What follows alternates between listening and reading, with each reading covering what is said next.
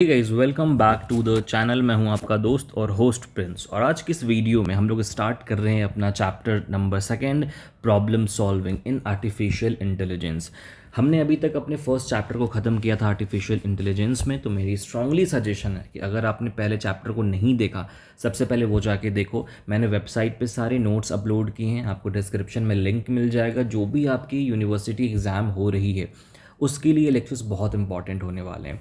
आज हम स्टार्ट करें अपना दूसरा चैप्टर जिसका नाम है प्रॉब्लम सॉल्विंग इन एआई। जब भी हम आर्टिफिशियल इंटेलिजेंस की बात करते हैं ना, तो हमारा बस एक ही गोल होता है कि हम प्रॉब्लम को कैसे सॉल्व करें। जो भी एआई में हमारे पास प्रॉब्लम आ रही है, जैसे हमने कुछ इनपुट दिया है, फॉर एग्जांपल हमारा इनपुट है इनपुट, ठीक है, और हम क्या आउटपुट चाहते हैं, ये हमारा प्रॉब्लम होता है कि हमारी प्रॉब्लम स्टेटमेंट क्या है।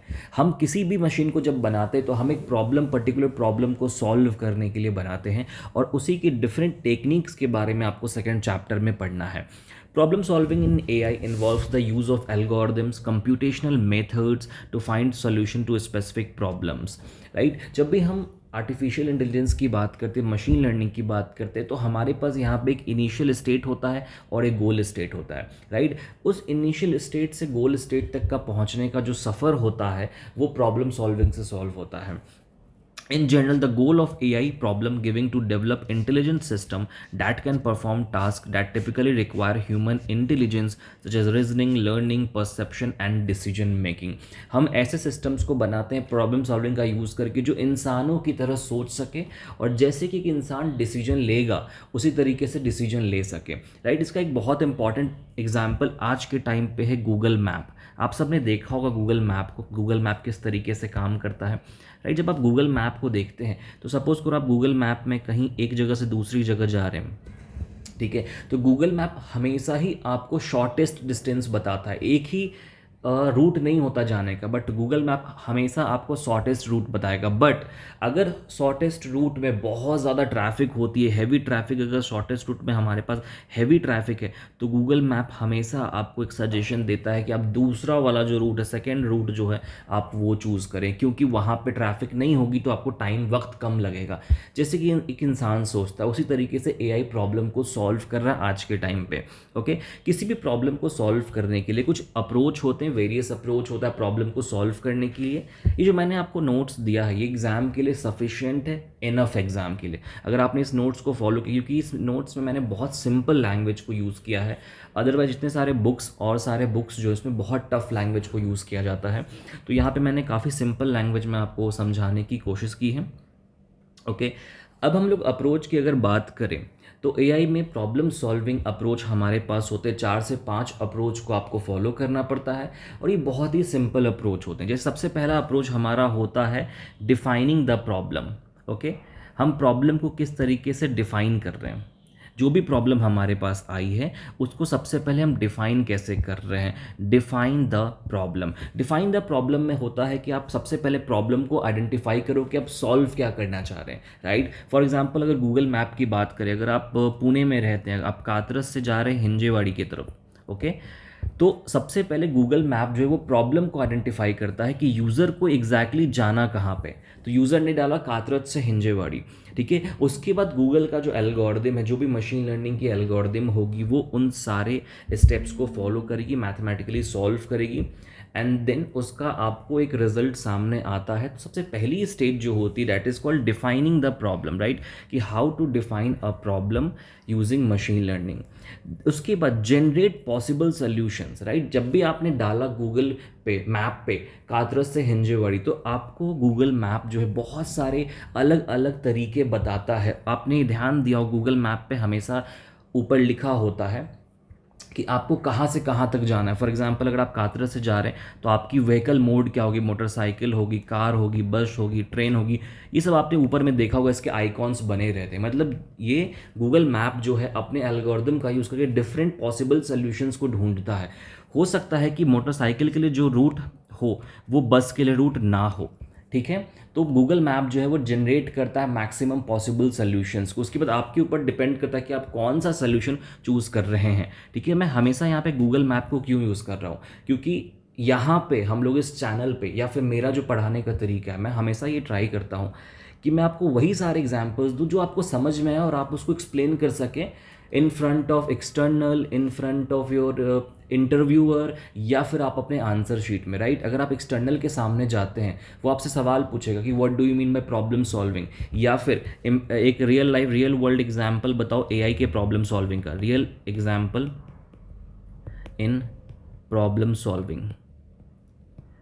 सॉल्विंग इन एआई, कि किस तरीके से कौन सा एप्लीकेशन है जो रियल लाइफ में या रियल वर्ल्ड में प्रॉब्लम को सॉल्व करा, तो आप क्या बोलेंगे। इसलिए मैं आपको गूगल मैप का एग्जांपल यहाँ पे हर एक स्टेप का बता रहा हूँ कि गूगल मैप किस तरीके से काम करता है, एंड आई होप आपको चीज़ें समझ में आ रही होंगी।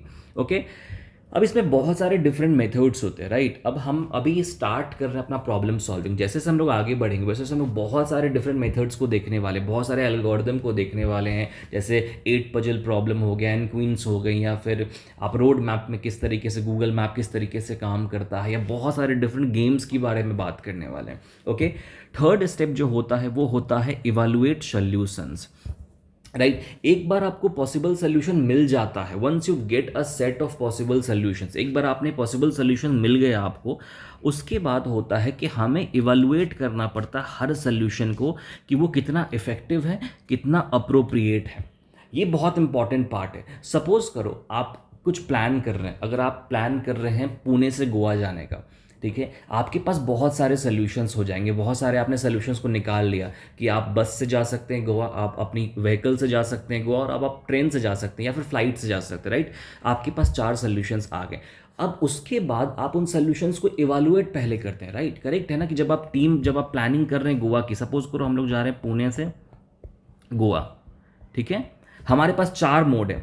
एक है हमारे पास ट्रेन, देन है हमारे पास बस, देन है हमारे पास फ्लाइट, और है रोड ट्रिप, ठीक है। अब हम इन चारों पॉसिबल सोल्यूशंस को इवैल्यूएट करेंगे। 4 सोल्यूशंस हैं हमारे पास गोवा पहुंचने की, but it is very important कि हम इन 4 सोल्यूशंस को पहले इवैल्यूएट करें अपने प्रॉब्लम के हिसाब से, अपने सिचुएशन के हिसाब से, कि हमारे लिए सबसे इफेक्टिव कौन सा होगा। अगर हमारे पास वक्त कम है तो हम फ्लाइट को चूज़ करेंगे, ये अगर हमारे पास टाइम बहुत ज़्यादा है और हम 4 दोस्त हैं और हम मज़े करना चाहते हैं तो हम रोड ट्रिप को चूज़ करेंगे। अगर हम अकेले जा रहे हैं तो हम ट्रेन या फिर बस को चूज़ करेंगे। बहुत लोगों को बस में मोशन सिकनेस होती है तो वो ट्रेन को चूज़ करेंगे, अदरवाइज हम बस को चूज़ करेंगे अपने टाइम के हिसाब से, बिकॉज ट्रेन जो है पुणे से गोवा एक ही ट्रेन है, गोवा एक्सप्रेस, ठीक है। अब मैं आपको ये रियल वर्ल्ड एग्जांपल इसलिए बता रहा हूँ बिकॉज ये सारे प्रॉब्लम जो हैं आपको इंटरव्यू एक्सटर्नल के समय काम आते हैं। जब हम एक्सटर्नल में जाते हैं और हम जवाब देते हैं बुकिश लैंग्वेज में तो एक्सटर्नल को समझ में आता है और आपको 10 में से 5-6 नंबर दे के भेज देता है। बट अगर आप ये सारे एग्जाम्पल्स को लेते हैं वहाँ पर रियल वर्ल्ड एग्जाम्पल, तो एक्सटर्नल को ये समझ में आया कि आपको कॉन्सेप्ट पता है, आप रट के नहीं आए हुए यहाँ पे, ठीक है। तो आई होप आपका तीसरा वाला जो पॉइंट है वो क्लियर हो गया होगा, इवैल्यूएट सोल्यूशन। इसके बाद जब हम इवैल्यूएट कर लेते हैं तो हम सेलेक्ट करते हैं अपने एक सोल्यूशन को, कि after evaluating all the solution, हमने 4 इवैल्यूएशन कर लिया है, train Goa, train bus flight या फिर रोड ट्रिप। उसके बाद हम अपने सोल्यूशन को सेलेक्ट करते हैं कि हमारे लिए बेस्ट कौन सा रहेगा, okay, that is most if appropriate or effective for the problem, okay। and last one is implement and test the solution। last में आप implement करते हैं अपने solution को और test करते हैं, verify करते हैं, वैलिडेट करते हैं, राइट। एआई में हम जितने भी प्रॉब्लम को सॉल्व करते हैं वो सारे प्रॉब्लम इन्हीं अप्रोच से होके गुजरते हैं। चाहे आप कोई भी प्रॉब्लम को ले लो, ठीक है, आप 8 पजल प्रॉब्लम को ले लो या फिर आप सिटी का प्रॉब्लम ले लो, ट्रैवलिंग सेल्समैन प्रॉब्लम जो होती है, ये सारे प्रॉब्लम स्टेटमेंट में यही सारे अप्रोच होते हैं। सबसे पहले हम प्रॉब्लम को आइडेंटिफाई करेंगे, राइट, देन हम पॉसिबल सॉल्यूशंस को जनरेट करेंगे, देन हम इवैल्यूएट करेंगे, सॉल्यूशन को सिलेक्ट करेंगे, और लास्ट में हम implement and test the solutions करेंगे, राइट। अगर जो मैंने आपको एग्जांपल बताया है गूगल मैप का वो बेस्ट एग्जांपल, अगर आपने उस एग्जांपल को अपने लैंग्वेज में डाला ना तो आपको फुल में फुल मार्क्स मिलेगा, ये मेरी गारंटी है, बिकॉज ये रियल वर्ल्ड एग्जाम्पल है, राइट। बट आपको वहाँ पे अच्छे से मेंशन करना होगा कि आपका जो एग्जाम्पल है उसका कॉन्टेक्स्ट क्या है, ये बड़ा इंपॉर्टेंट होता है। कई बार मैं बोलता हूँ आपको कि आप एग्जाम्पल डालो, बच्चे डायरेक्टली बस गूगल मैप लिख कर आ जाते हैं, बट वैसा नहीं, आपको वहाँ पे बताना है कि how A I works in G map, right. यहाँ पे आपको बताना है, या how A I works in Amazon, Flipkart, Myntra, बहुत सारी जगह पे ए आई आपके प्रॉब्लम को ऐसे ही सॉल्व कर रहा है, राइट। लॉजिस्टिक्स में एआई प्रॉब्लम को सॉल्व कर रहा है, गेमिंग में प्रॉब्लम को सॉल्व कर रहा है। तो बेसिकली हम एआई को बना क्यों रहे हैं? हम बना रहे एआई को प्रॉब्लम सॉल्व करने के लिए। ओके। और लास्ट लेक्चर में हमने पढ़ा था क्या, किसी को याद है? ओके, हमने लास्ट लेक्चर में पढ़ा था एजेंट्स के बारे में। हमने क्या पढ़ा था? एजेंट के बारे में हमने पढ़ा था। हमने ये समझा था कि एजेंट जो होता है एक सिंपल सा प्रोग्राम है जो हमारे एक स्पेसिफिक प्रॉब्लम को सॉल्व करता है या कंप्यूटेशन को हमारे सॉल्व करता है। कोई भी हमने प्रॉब्लम दिया वो एजेंट के द्वारा सॉल्व किया जाएगा। ओके। अब हमें यहाँ पे पढ़ना प्रॉब्लम सॉल्विंग एजेंट क्या होता है। वही सेम चीज़ जो हमने पहले पढ़ी थी, बस ये टॉपिक था तो मैंने नोट्स में आपके डाल दिया ताकि आप कंफ्यूज ना हो, जब एग्जाम में पे क्वेश्चन ना आ जाए तो आप कंफ्यूज ना हो। ओके।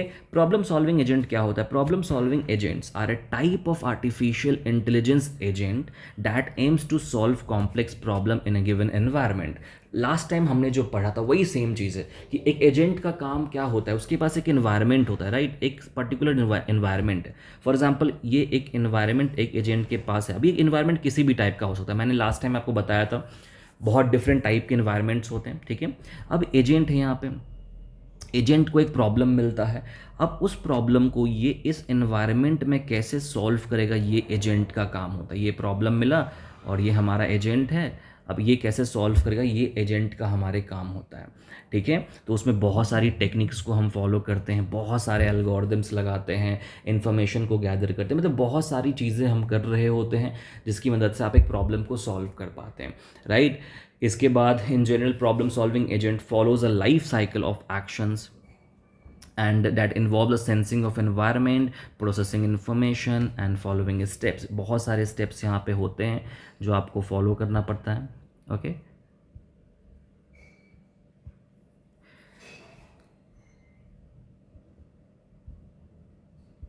यहाँ लाइफ साइकिल मैं आपको बताता हूँ, जस्ट वेट, ठीक है।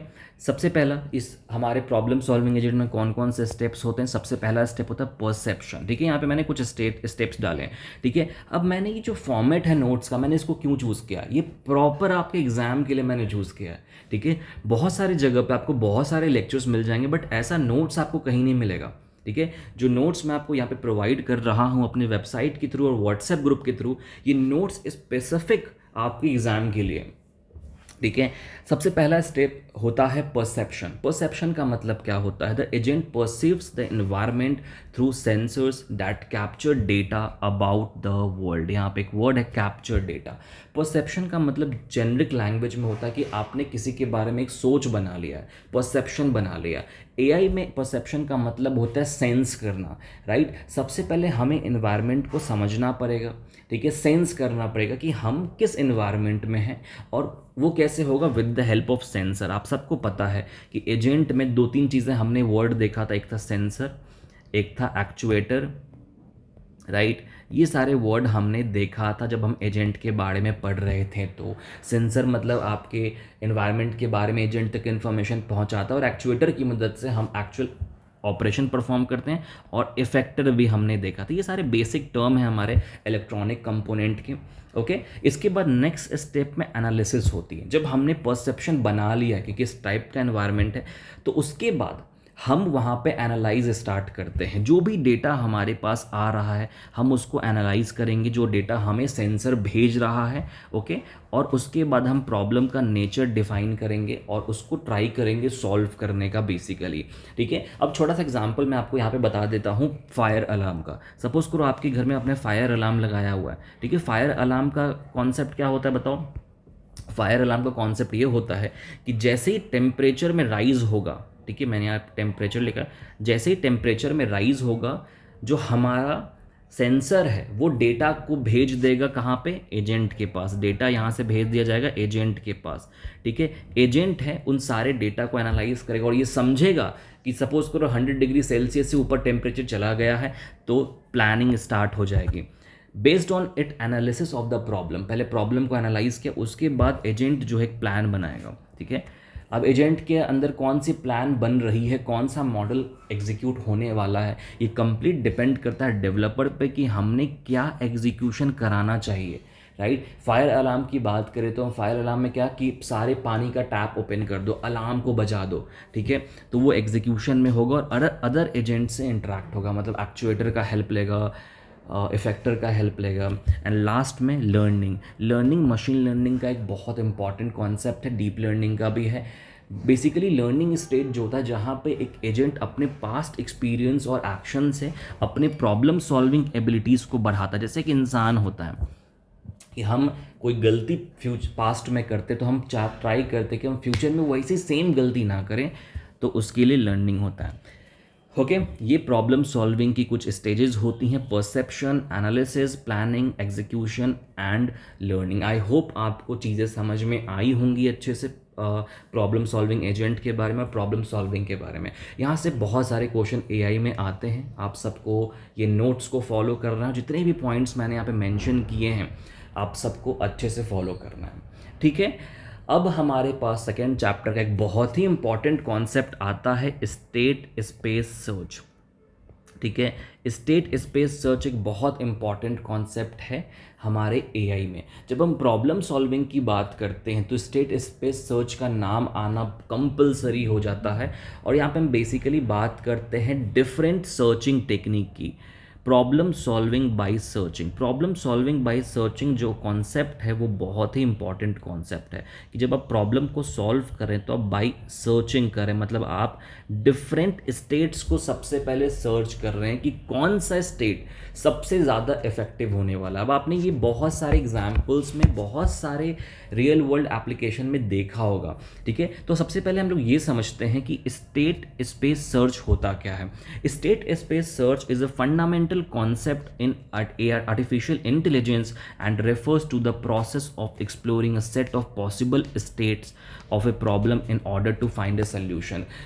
State space search artificial intelligence और प्रॉब्लम सॉल्विंग का एक बहुत ही इंपॉर्टेंट कॉन्सेप्ट है, जिसमें कि हम बहुत सारे सेट्स को एक्सप्लोर करते हैं, बहुत सारे स्टेट को या फेज को एक्सप्लोर करते हैं। अगर सिंपल लैंग्वेज में बताना चाहूँ मैं आपको तो स्टेट का मतलब होता है ऑप्शंस, ठीक है, कि आप यहाँ पे बहुत सारे ऑप्शंस को एक्सप्लोर करते हैं। फॉर एग्जांपल अगर हमें ए टू बी पे जाना है, ठीक है, तो हो सकता है कि हमारे पास एक सीधा रास्ता हो सकता है कि हम यहाँ से इस रोड्स के थ्रू जाएं, इस रोड के थ्रू जाएं, या कोई और ही रोड ले लें, राइट। हमारे पास एक जगह पहुँचने के बहुत सारे रास्ते हो सकते हैं, बहुत सारा तरीका हो सकता है, बहुत सारे ऑप्शंस हो सकते हैं। अगर आपको लाइफ में, जैसे मैं आपको एग्जांपल देता हूँ, अगर आपको लाइफ में अमीर बनना है, रिच बनना है, तो क्या उसका बस एक ही सॉल्यूशन तो नहीं है job, right. Job is one solution, one option, business दूसरा ऑप्शन है, रिसर्च तीसरा ऑप्शन है, फ्रीलांसिंग है, कितनी सारी चीज़ें हैं।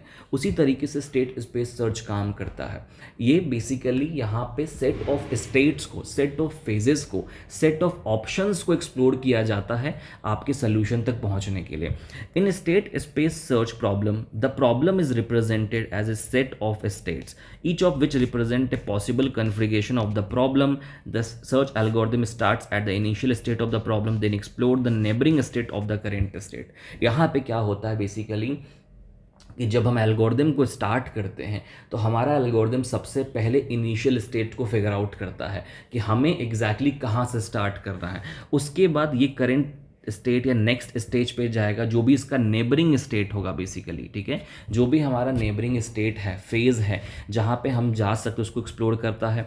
The state space search algorithm can be represented as a tree with the initial state as the root node and the possible state as its children, ठीक है। हम इसको ट्री की तरह रिप्रेजेंट कर सकते हैं। State space search algorithm classified into several types, ठीक है। सबसे उसमें इंपॉर्टेंट होता है ununiformed, uninformed and informed search algorithms like A star algorithm. इसको हम लोग ब्लाइंड एल्गोरिदम भी बोलते हैं, ब्लाइंड सर्च ट्री भी बोलते हैं, एंड इसको हम लोग इन्फॉर्म्ड एल्गोरिदम बोलते हैं, जिसमें एक एग्जांपल है ए स्टार। ए स्टार आप सबने आगे पढ़ना है, अभी आपने इस एल्गोरिदम के बारे में नहीं पढ़ा होगा बट आगे हम पढ़ेंगे, ठीक है। मैं इसको अगर सिंपल समझाना चाहूँ स्टेट स्पेस सर्च को, तो मैं सिंपल मैंने यहाँ पे एग्जाम्पल डाल दिया, ठीक है। Suppose you are planning a road trip from your current location city A. आप सिटी ए से प्लान कर रहे हैं सिटी बी तक जाने का, ठीक है। आप एक रोड ट्रिप प्लान कर, जो मैंने आपको पुणे टू गोवा का एग्जांपल दिया। सपोज करो ये पुणे है मेरा, ठीक है, और ये मेरा सिटी बी गोवा है, ठीक है। मैं पुणे से गोवा का प्लान कर रहा हूँ, आपके पास एक मैप है of the area with all the road and distances marked, उसमें सारी चीज़ें, हमने गूगल मैप को ओपन करा. The state space in this example is the set of all possible configuration of your journey starting from city A to city B. State space search आपको इस journey की, Pune to Goa की सारी optimal configuration देगा. कि मतलब आप गोवा पहुंच, पुणे से गोवा अगर आप पहुंच रहे हैं तो सबसे बेस्ट वे क्या होगा गोवा पहुंचने का, और वो कैसे देगा, based on different state. To find the optimal route, you could use a state space search algorithm such as A star to explore the various possible path from city A to city B. ठीक है, ये मैंने बहुत ही simple सा example आपको यहाँ पे डाला, आप यहाँ पे पढ़ सकते हैं एग्जाम्पल, क्योंकि ये एग्जाम्पल बहुत ही कॉमन है और आप इस एग्जाम्पल को अपने खुद के लैंग्वेज में लिख भी सकते हैं. तो आप इस नोट्स को एक बार पढ़ेंगे तो आपको एग्जाम्पल समझ में आ जाएगा. ठीक है, तो एक और एग्जांपल मैं आपको बता देता हूँ स्टेट स्पेस सर्च का, जो कि बहुत ही जगह कॉमन है और आगे चल के आपको पढ़ना भी है. 8 पजल प्रॉब्लम. ठीक है, इसको हम लोग बोलते हैं 8 पजल प्रॉब्लम. 8 पजल प्रॉब्लम में क्या होता है,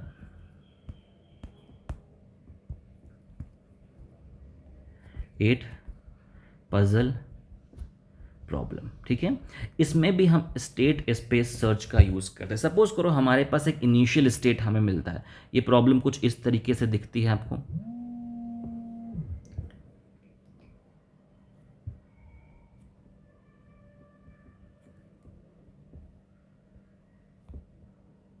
ठीक है, आपके सामने कुछ ऐसी प्रॉब्लम आ गई और हमारा जो गोल है, जो हमें अचीव करना है, सपोज करो हमें अचीव करना है ये स्टेट, ये हमने प्रॉब्लम में डिफाइन किया कि हमें जो अचीव करना है वो ये है. ठीक है, मैं आपको यहाँ पे बता देता हूँ कि यहाँ पे मैंने डाला 8 3 1 2 5 6 7 5, सॉरी,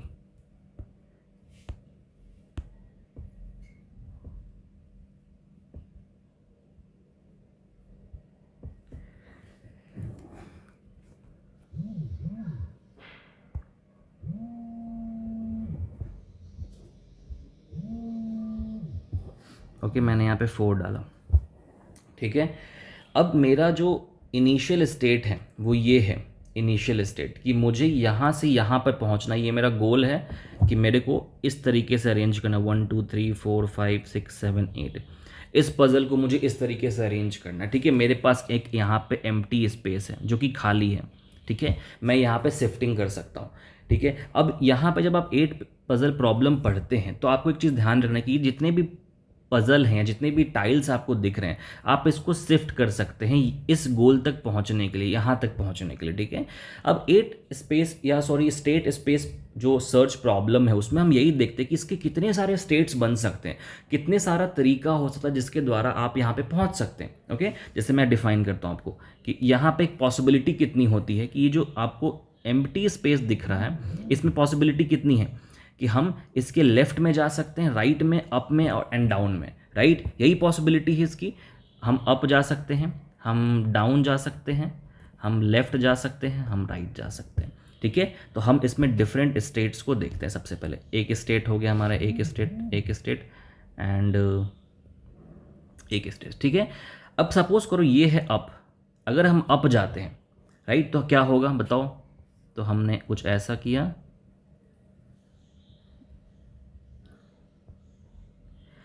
ओके. अगर हम इसको अप जाएं, जो यहाँ पे आपको एम्प्टी स्पेस दिख रही है, मैं इसको रिप्रेजेंट करता हूँ जैसे ये आपकी एम्प्टी स्पेस है. ठीक है, ये आपकी एम्प्टी स्पेस है. ओके, अगर हम अप जाएंगे, तो 3 को रिप्लेस करेगा और 3 आ जाएगा यहाँ पे.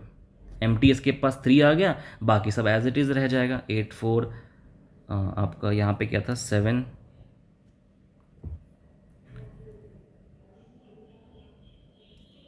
ये 7 था ना, राइट, ये 6 5 2 1. ठीक है, ऐसा आगे अप जाने पर सपोज करो हम लोग डाउन जाते हैं, एक ऑप्शन ये भी हो सकता है ना डाउन का. तो डाउन में क्या होगा बताओ, डाउन में क्या होगा. डाउन में 6 रिप्लेस हो जाएगा, तो 6 आ जाएगा सेंटर पे, 6 स्पेस की जगह पे आ जाएगा और खाली स्पेस यहाँ चला जाएगा. ये एम्प्टी स्पेस हो गया, ये 7 हो गया आपका, ये 4 हो गया, ये 8 हो गया, ये 3 हो गया, ये 1 हो गया, 1 2 5. ठीक है, एक ऑप्शन हो सकता है यहाँ राइट जाने का और एक हो सकता है लेफ्ट जाने का, ठीक है। अब हम लोग अगर राइट जाते हैं तो देखो क्या होगा,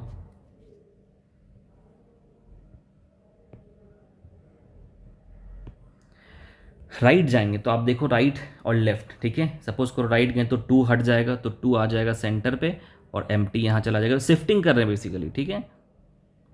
मैं आपको यहाँ पे समझाना चाह रहा हूँ कि एक प्रॉब्लम की कितने सारे फेजेस हो सकते हैं उस प्रॉब्लम को सॉल्व करने के लिए। और लेफ्ट अगर हम जाएंगे, लेफ्ट अगर जाएंगे तो 4 रिप्लेस होगा, 4 यहाँ आ जाएगा, एम्प्टी स्पेस यहाँ, 8 3 1 2